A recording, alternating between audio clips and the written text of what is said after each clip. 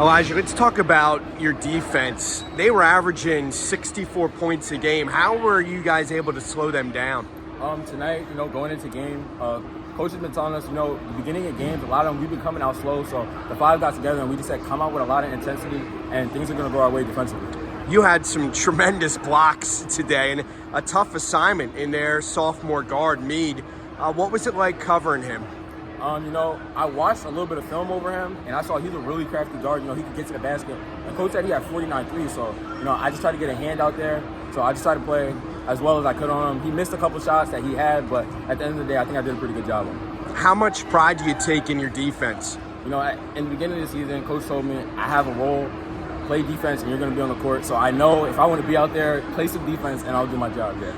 And you were scoring, too. You ended up with 9 points. How nice did it feel to get some buckets? Throughout the season, I haven't been that offensively vocal. So tonight, it felt pretty good to get on the scoreboard. And Josh gave you some great assists. How good is he as a passer? A lot of people underrate his vision, but he knows how to, get to the basket and get it to us. I missed a couple of layups throughout the season, so it doesn't really help them. But tonight I showed that, when he gets to the basket and he dumps it to me, it could work really well. Josh was kind of quiet in the first half, but the third quarter, he really started to take over the game. Did you get that sense that, it was kind of money time for him? Yeah. Throughout the first half, he was shooting and it wasn't dropping. And the four of us told him, keep shooting, keep going. You're our number one offensive scorer. Parker was getting his. So at the end of the day, we knew coming through the second half, he was going to explode and go off. I know districts didn't go the way you guys would have liked, but did that motivate you coming into states that you knew you could play better?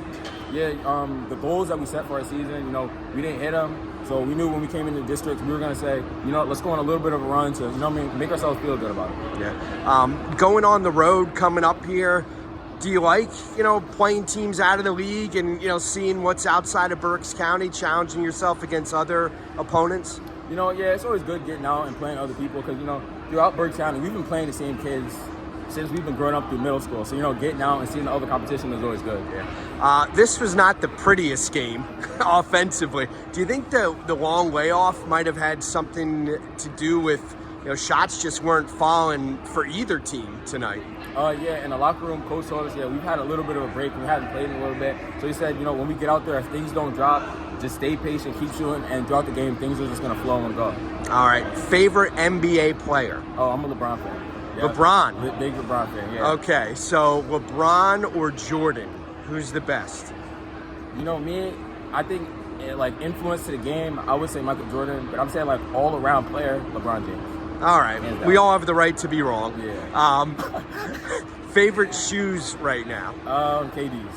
Yeah. KD's? Yeah. Where does he rank among your favorite players? I'm not too much of a KD fan. I know he can score, he could get to it, but he's not that high on my list. Just like his sneakers? That's all right. Well, thanks for the time and good luck in the second round. Thank you. I appreciate that.